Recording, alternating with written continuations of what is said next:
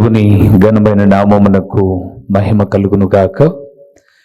మన ప్రభువును రక్షకుడునునైన యేసుక్రీస్తుల వారి యొక్క ప్రశస్తమైన నామమునకే మహిమ, ఘనత, ప్రభావములు యుగయుగములకు కలుగును గాక. సర్వాధికారి అయిన దేవుడు ఆయన గొప్ప కనికరమును బట్టి మరొక శ్రేష్టమైన శుభదినములో దేవుని ప్రియబిడ్డలమైన మనలందరినీ ప్రవేశపెట్టి దేవాది దేవుని ఘననామమును ఘనపరచుటకును, దేవుని స్తుతించుటకును ప్రభు ఇచ్చిన ఈ తరుణము కొరకై దేవునికి మనం ఎంతగానో కృతజ్ఞులమై ఉన్నాము. ప్రభునందు ప్రియులారా, బాగున్నారు కదండి? దినములు ఎంతో వేగంగా లోకములో ఎన్నో రకరకాలైనటువంటి పరిస్థితులు మనం చూస్తూ ఉన్నాం. విపరీతమైన భూకంపములు, రాజ్యముల మీదికి రాజ్యములు లేవడం, హత్యలు, ఆత్మహత్యలు, హఠాన్మరణాలు, రోడ్డు ప్రమాదాలు, ఒకటేంటి ఎన్నింటినో, ఎప్పుడు విననన్ని, ఎప్పుడు చూడనన్ని, ఎప్పుడు కననన్ని మన దృష్టికి వస్తూ ఉన్నాయి. ఇలాంటి పరిస్థితులలో మనిషి మాత్రం ఇంకా ఏదో సంపాదించుకుందామన్న తపన చేత సృష్టికర్త అయిన దేవుని సంపాదించుకోవడం మానివేసి తను చేస్తున్న ప్రయత్నాలను చూస్తున్నప్పుడు ఒక విధంగా నవ్వొస్తుంది కదండి. సమయము గతించిపోతుంది, వచ్చుచున్న దేవుడు ఆలస్యం చేయక వస్తూ ఉన్నాడు. మరి మనమేమో ఇంకా ఏవేవో ఆలోచనల చేత జీవిస్తూ ఉన్నాం. ఈరోజు దేవుని సన్నిధానంలో ఒక చక్కటి విషయాన్ని మీతో మాట్లాడమని ప్రభువు చెప్పాడు. ఏంటనగా, దేవుడిచ్చే ఐశ్వర్యము ఏమిటి? దేవుడిచ్చే ఐశ్వర్యము. ఈ లోకంలో ప్రభునందు ప్రియమైన వార్లారా, ఐశ్వర్యము కొరకు చాలా ప్రయాసపడుతున్నారు. జ్ఞాని అయిన సొలొమోను అంటాడు, ఐశ్వర్యము పొంద ప్రయాసపడకము, నీకు అట్టి అభిప్రాయము కలిగినను దాన్ని విడిచిపెట్టు అన్నాడు. ఎందుకు ఇలాగన్నాడు అనంటే, ఐశ్వర్యం కోసం ప్రాకులాడి అనేకమైన అనర్థాలను, తప్పుటి దారులను ఎంచుకుంటారు అని ప్రభు యొక్క ఆలోచన. సరే, నేను మీతో మాట్లాడాలనుకున్న విషయంలో ఐశ్వర్యము. దేవుని బిడ్డలారా, మీరు క్రీస్తు యేసునందు ఐశ్వర్యవంతులు కావాలని సర్వాధికారి అయిన దేవుడు తన ప్రియ కుమారుడైన యేసు క్రీస్తుల వారిని మన కొరకు చాలా రిక్తునిగా ఈ లోకానికి పంపించాడు. మనము ఏ ఐశ్వర్యాన్ని సంపాదించుకోవాలి? ఒకవేళ ఇప్పటిదాకా మనకున్న ఐశ్వర్యం ఇదైతే సంతోషం. ఇది కాకపోతే ఈ సందేశము ద్వారా ఇట్టి ఐశ్వర్యాన్ని సంపాదించుకోవడానికి ప్రయాసపడదాం. మూల వాక్యంలోనికి వెళ్దాం. యెషయా గ్రంథము 61వ అధ్యాయము 6వ వచనాన్ని ఒక చక్కటి మాటగా మనం చూద్దాం. 6వ వచనాన్ని మనం చూద్దాం. మీరు యెహోవాకు యాజకులనబడుదురు, వారు మా దేవుని పరిచారకులని మనుషులు మిమ్మును గూర్చి చెప్పుదురు. జనముల ఐశ్వర్యము. ఆ మాట చూడండి ప్రియులారా, జనముల ఐశ్వర్యమును మీరు అనుభవింతురు, వారి ప్రభావమును పొంది అతిశయింతురు. చాలు. ప్రభునందు ప్రియమైన వారలారా, సర్వాధికారి అయిన యేసుక్రీస్తును గూర్చిన వాక్యము ఈ 61వ అధ్యాయములో ప్రవచన రూపముగా ఉంది. ప్రభువుకు యెహోవా ఆత్మ నా మీదికి వచ్చి ఉన్నది, దీనులకు సువర్తమానము ప్రకటించుటకు యెహోవా నన్ను అభిషేకించెను, నలిగిన హృదయము గల వారిని దృఢపరచుటకును, చెరలోనున్న వారికి విడుదలను, బంధింపబడిన వారికి విముక్తిని ప్రకటించుటకు, యెహోవా హితవచనము మన దేవుని ప్రతిదండ దినమున ప్రకటించుటకును. చాలా అమూల్యమైన విషయాలు ప్రభు అయిన యేసుక్రీస్తుని గురించి చెప్పబడుతూ ఈ యెషయా గ్రంథం 61వ అధ్యాయం 6వ వచనములో అన్నారు చాలా చక్కటి మాట. వారు మా దేవుని పరిచారకులని మనుషులు మిమ్మును గూర్చి చెప్పుదురు, జనముల ఐశ్వర్యమును మీరు అనుభవింతురు. ప్రభువునందు ప్రియులారా, లోకములో ఉన్న జనుల కన్నా మీరు అనుభవించే ఐశ్వర్యమును గురించి మాట్లాడుతూ వారి ప్రభావమును పొంది అతిశయించును అని రాయబడింది. అంటే దేవుడిచ్చే ఐశ్వర్యము చేత మీరు అతిశయపడతారు, గర్వపడతారు, సంతోషపడతారు. ఇది దేవుడిచ్చిన ఐశ్వర్యము అని అతిశయపడతారు అన్నాడు. ప్రభువునందు ప్రియులారా, సహజంగా మనం నివసించే వీధిలోనో మనమున్న ప్రాంతములోనో 10 మంది కన్నా మనము హుందాగా ఉన్నాము ఆర్థికంగా అంటే మనస్సు కొంచెం ఉప్పొంగుతుంది. పర్లేదులే, వాళ్ళకన్నా బెటర్, వీళ్ళకన్నా బెటర్, వీళ్ళకన్నా బెటర్ అని అనుకుంటాం. ప్రియులారా, వాళ్ళకన్నా బెటర్, వీళ్ళకన్నా బెటర్ అనుకున్నాం, కానీ మనకన్నా బెటర్ అయిన వాళ్ళు కూడా ఉన్నారు కదా.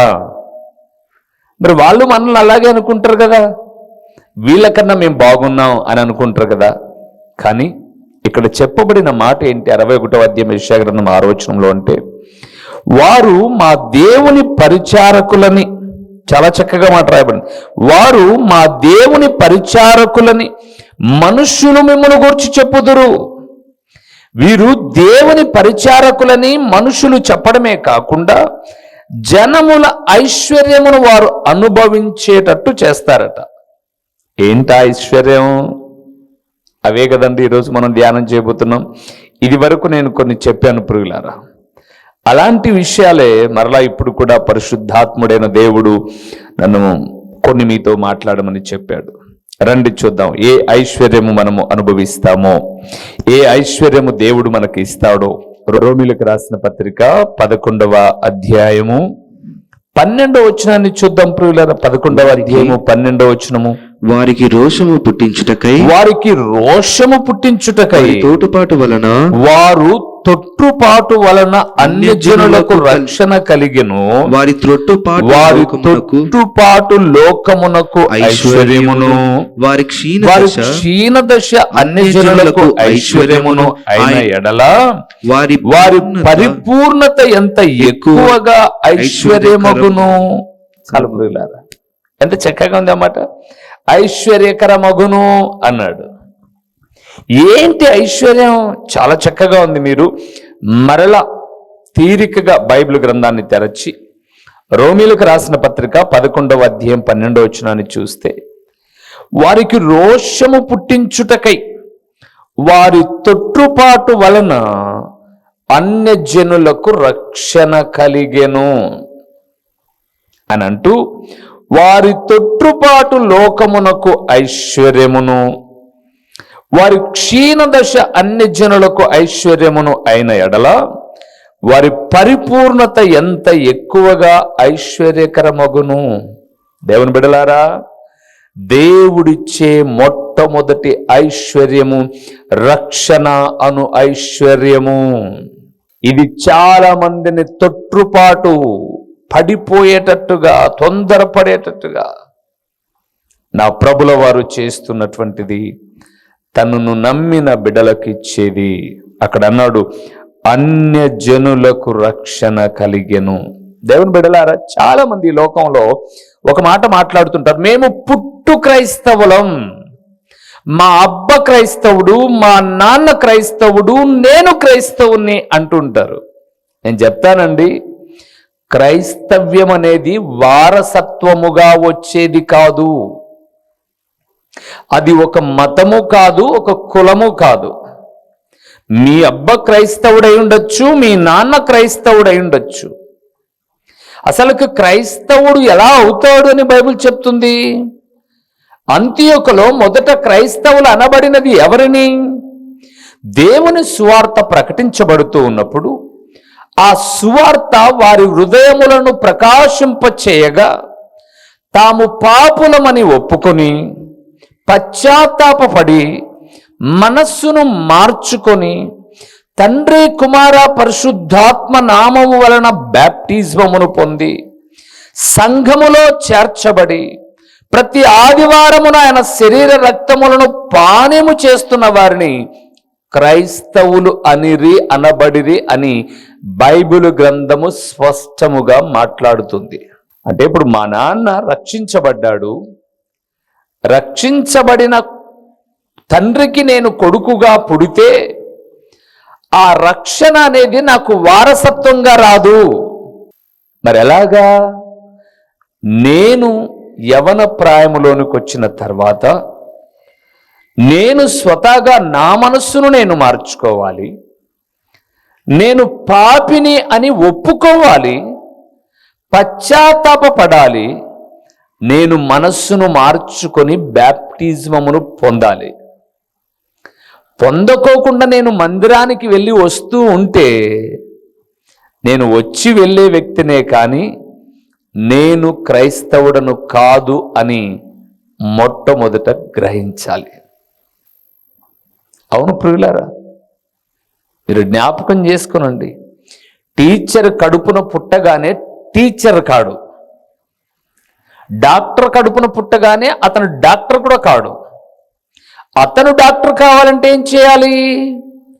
ఒక 10th వరకు చదివిన తర్వాత +1 +2 11 12 అనే క్లాసెస్లో ఒక బైపీసీ తీసుకొని ఒక నీట్ ఎగ్జామ్లో క్వాలిఫై అయ్యి ఒక మంచి ర్యాంకు కొట్టి అలాంటి చోట సీట్ వచ్చిన తర్వాత మరలా ఒక 5.5 సంవత్సరాలు మెడిసిన్ చదివి అప్పుడు వాళ్ళు నీకు సర్టిఫికెట్ ఇస్తారు చూడు, అప్పుడు నువ్వు డాక్టర్వు.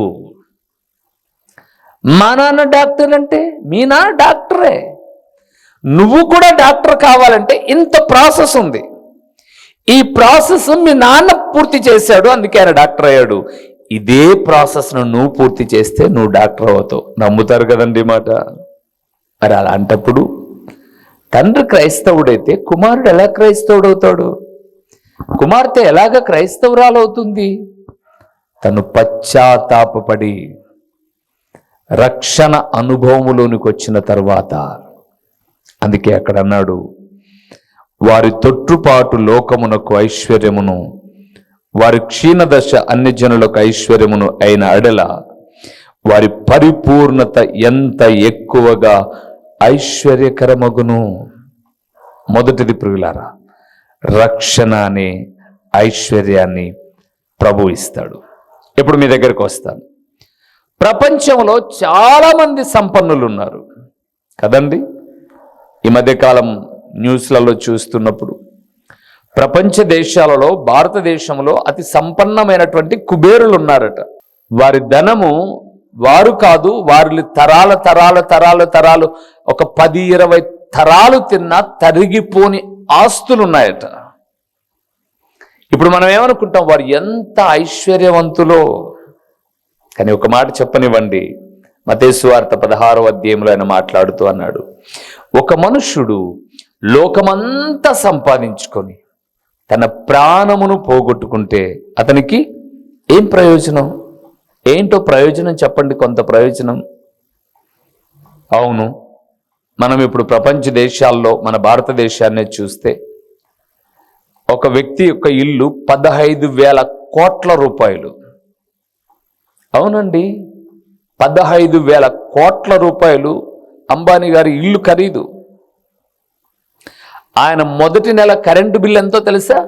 75 లక్షలు. వేలు కాదండోయ్, 75 లక్షలు మొదటి నెల కరెంటు బిల్లు. 15,000 కోట్లు ఖరీదు కలిగిన ఇంటికి 75 లక్షల కరెంటు బిల్లు ఒక నెలకు.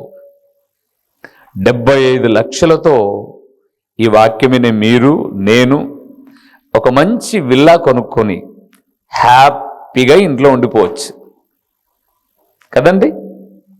నేను ఎందుకు ఈ మాట చెప్తా? ఇంత సంపన్నమైన స్థితిలో ఉన్నప్పుడు ఓకే, సామాన్యుడికైనా మరణం వస్తుంది, సంపన్నుడికైనా మరణం వస్తుంది. మరణ తదనంతరం ఎక్కడికి వెళ్తారు? యేసులో రక్షించబడిన వారు, యేసు ద్వారా రక్షణ పొందుకున్నవారు, ఆ ఐశ్వర్యం వారిని పరమునకు తీసుకొని వెళ్తుంది. అందుకే జ్ఞాపకం చేస్తున్నాను ప్రియులారా, దేవుని సేవకుడిగా మాట్లాడుతున్నాను. దేవుడిచ్చే ఐశ్వర్యం రక్షణ అనే ఐశ్వర్యం. రెండవది ఏ ఐశ్వర్యం ఇస్తారో చూద్దామా? కొరింథీయులకు రాసిన మొదటి పత్రిక 4వ అధ్యాయము 8వ వచనాన్ని ఒకసారి చూద్దాం ప్రియులారా. ఇదివరకే- 8వ వచనాన్ని చూద్దాం. ఇది వరకే ఇది వరకే మీరేమీ కొదువలేక మీరు ఏమీ కొదవలేక తృప్తులైతిరి. ఇది వరకే ఐశ్వర్యవంతులైతిరి. చాలు ప్రియులారా. రెండవది దేవుడిచ్చే ఐశ్వర్యం తృప్తి. ఏంటండి? తృప్తి. దేవుడు తృప్తి అనే ఐశ్వర్యాన్ని ఇస్తాడు. ఈరోజు ప్రపంచములో మనిషికి లేనిది ఏమిటి అంటే తృప్తి. తృప్తి లేదండి, తృప్తి లేదు. మీకు ఒక మాట చెప్పంటారా? మేము నివసిస్తున్న పులివెందుల ప్రాంతంలో చూస్తున్నాం, గవర్నమెంట్ టీచర్స్కు ఒక నెలకు శాలరీ 1,00,000 నుంచి 1,30,000, 40,000. ఒక ఆయన అయితే నాకు తెలిసిన ఒక ఆయన మాట్లాడాడు. నా జీతం ఎంత అనుకున్నావు అన్నాడు. ఎంత సార్ అన్నాను. 1,30,000 అన్నాడు. పిల్లికి భిక్షం పెట్టడు. అమ్మ, వాళ్ళమ్మండి 1,30,000 జీతము కలిగిన ఆ వ్యక్తి అమ్మ వృద్ధాప్యములో ఉంది. ఆమె కూడా ఒక రిటైర్డ్ టీచర్. ఆమె ఈ కొడుకు కోడలు అన్నం పెట్టకపోతే ఆమెకు ఎంత వస్తుందో పెన్షన్ నాకు కరెక్ట్గా తెలియదు. ఆమె ఒక కుటుంబానికి ఒక 10,000 రూపాయలు ఇచ్చి, మా 3 పూట్ల నాకు అన్నం పెట్టండి అమ్మా అని వాళ్ళకు ప్రతి నెల 10,000 కడుతుంది ఆమె. ఈ 1,30,000 కలిగిన జీతము కలిగిన ఈ టీచర్ గారు, చాలా మంది టీచర్లు అండి, చాలా మంది అంటున్నాను నేను, అందరూ కాదు, తమకు కలిగిన ధనముతో సంతృప్తి లేక రియల్ ఎస్టేట్ వ్యాపారం చేస్తున్నారు.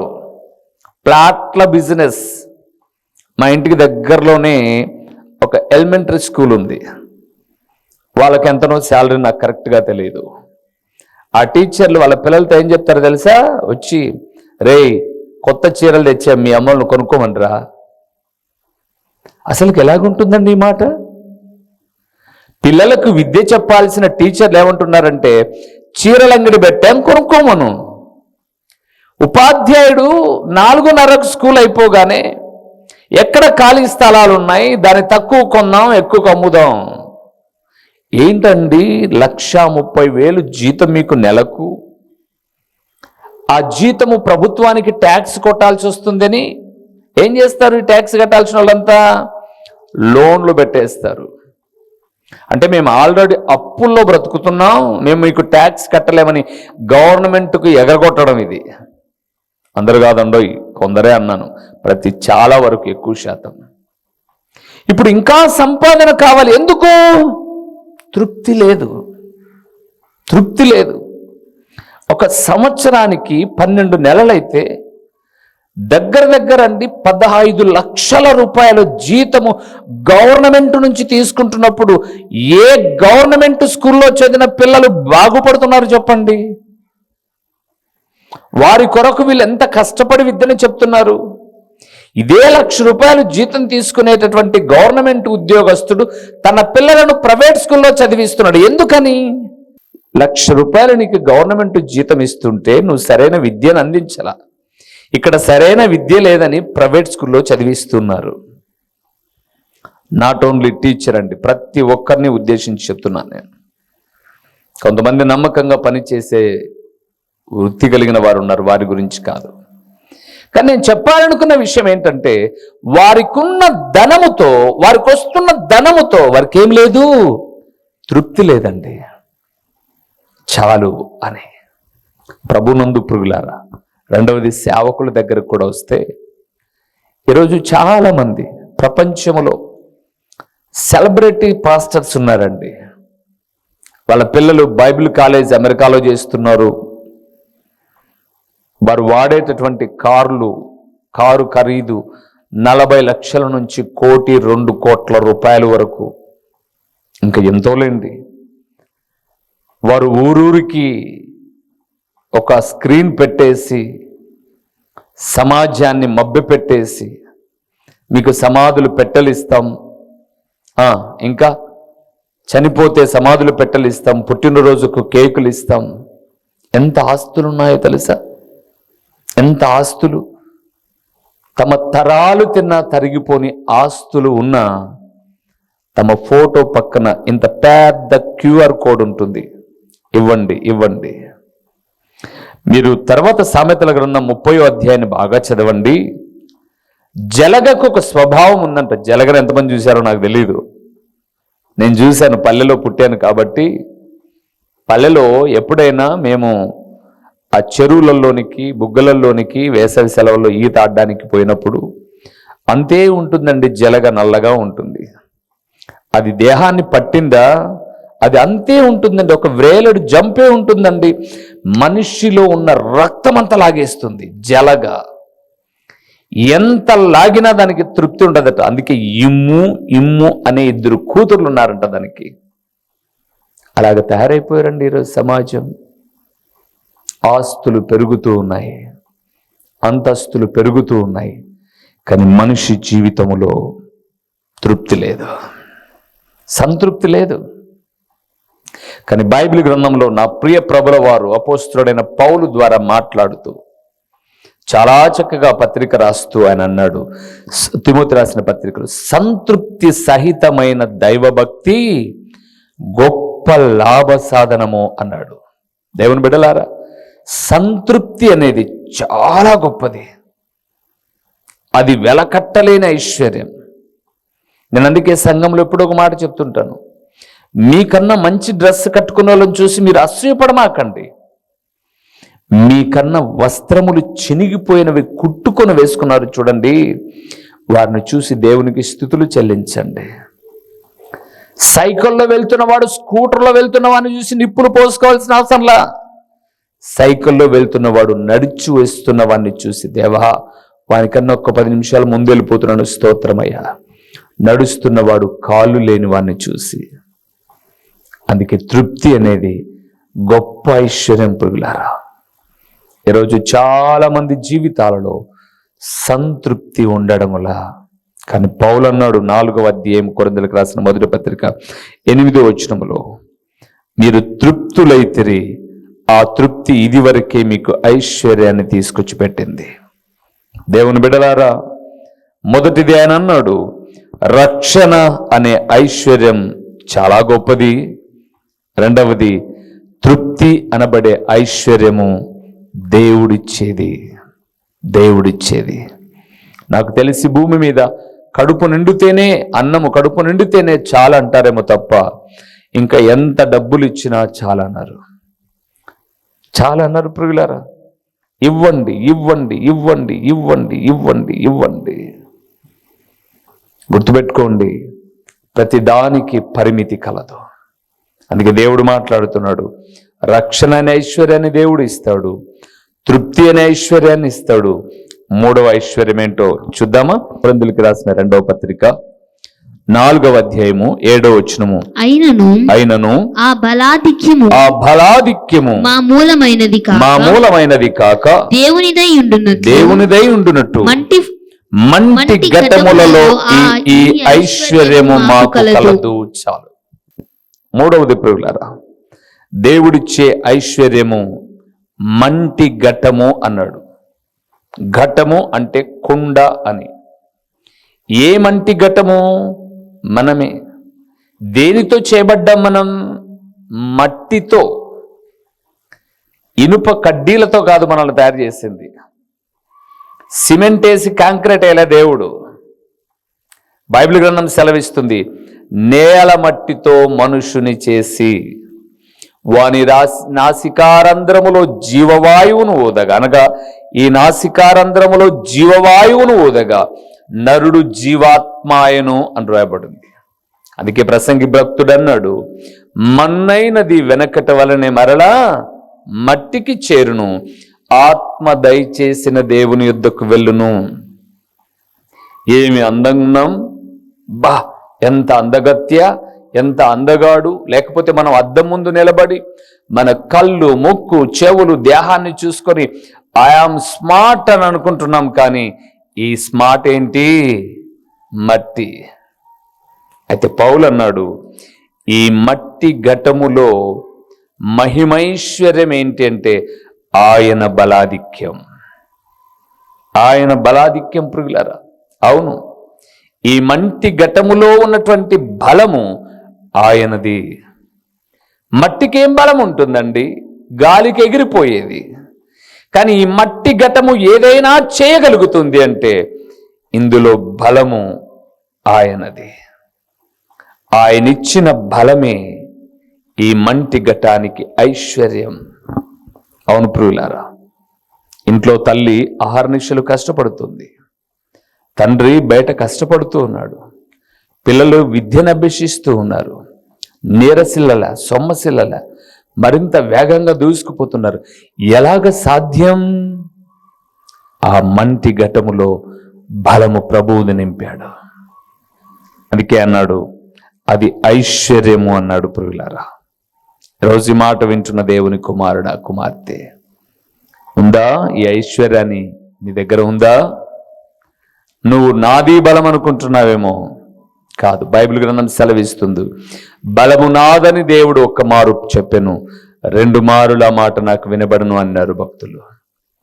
అందుకే దావీదు తన ప్రార్థనలో ఎప్పుడు కూడా యెహోవా నా బలమా, నా బలమా, నా ఆశ్రయమా, నా దుర్గమా, నా విమోచకుడా అని దేవుని స్తుతించగలిగాడండి. సో చెప్పండి ప్రియులారా, ఈ మంటి ఘటములో ఆయన నింపిన ఆయన బలమే ఐశ్వర్యము. ప్రేమాస్వరూపి కరుణా సంపన్నుడా, మీ ఘనమైన నామమునకు స్తోత్రములు చెల్లిస్తూ ఉన్నాము నాయన.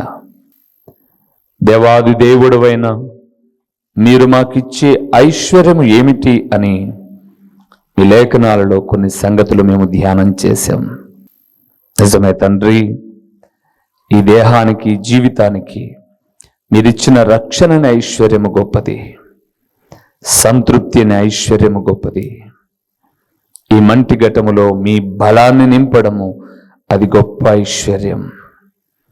ఇలాంటి వాటిని పొందుకున్న మేము 10గురికి ఈ ఐశ్వర్యపు యొక్క గొప్పతనాన్ని చాటి చెప్పడానికి మమ్మల్ని వాడుకోనండి.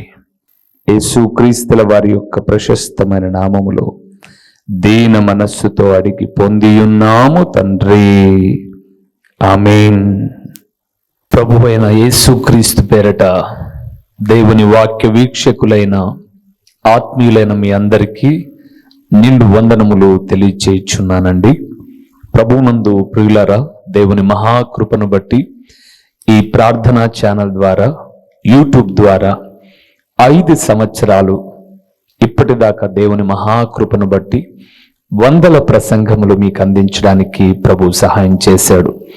ఈ సమయంలో ఒక ప్రాముఖ్యమైన ప్రకటన ఏంటి అనగా, మీరు ఎప్పుడైనా పులివెందుల ప్రాంతానికి, ప్రొద్దుటూరు ప్రాంతానికి వచ్చినా ఈ 2 చోట్ల ఉదయ సాయంకాలపు కూడికలు జరుగుతూ ఉన్నాయి. పులివెందుల ప్రాంతంలో అయితే ప్రతి ఆదివారం ఉదయం 9 గంటల నుంచి 11 వరకు ప్రతి ఆదివారము ప్రభు బల్లారాధన ఉంటుంది. ప్రొద్దుటూరులో కూడా ఉదయకాలము 9 గంటల నుంచి 11 గంటల వరకు ప్రభు బల్లారాధన. తిరిగి ప్రొద్దుటూరులో సాయంకాలం 6:30 గంటల నుంచి 8:30 వరకు సాయంకాలపు సువార్త కూడికలో దేవుని సేవకుడినైన నేను వచ్చి దేవుని వాక్యాన్ని ప్రకటిస్తాను.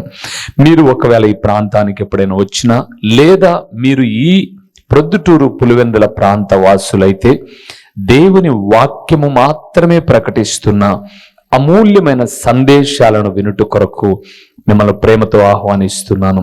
ఎందుకు మీరు ప్రొద్దుటూరు పరిసర ప్రాంతాలలో ఉన్నవారైతే సాయంకాలపు సువార్త కూడికకు సూపర్ బజార్ రోడ్డులో ఉన్నటువంటి క్రీస్తు ప్రార్థనా గృహానికి మీరు రాకూడదు. మిమ్మల్ని ప్రేమతో ఆహ్వానిస్తూ ఉన్నాను. రండి ప్రియులారా, మీరు నేను కలిసి దేవుని నామాన్ని కనపరుద్దాం. ఒకవేళ పులివెందుల ప్రాంతంలో ఉన్నట్లయితే ఇక్కడికి రండి, ఆ ప్రొద్దుటూరు ప్రాంతంలో ఉన్నైతే అక్కడికి రండి. లేదా మీరు ఈ రెండిటికి మేము దూరంగా ఉన్నాము అనంటే ప్రతిరోజు యూట్యూబ్లో ఒక సందేశం ఉంటుంది, వీక్షించండి, ఆత్మీయమైన మేలులు పొందండి. ప్రభు పేరట మీ అందరికీ నిండు శుభాభివందనములు. మా చిరునామా దైవజనుడు బ్రదర్ ఓ రూబేన్ గారు, క్రీస్తు ప్రార్థనా మందిరం, డోర్ నెంబర్ 1-10-386, నగరిగుట్ట, పులివెందుల, కడప జిల్లా. మీ ప్రార్థనా అవసరాల కొరకై సెల్ నంబర్ 9989067409.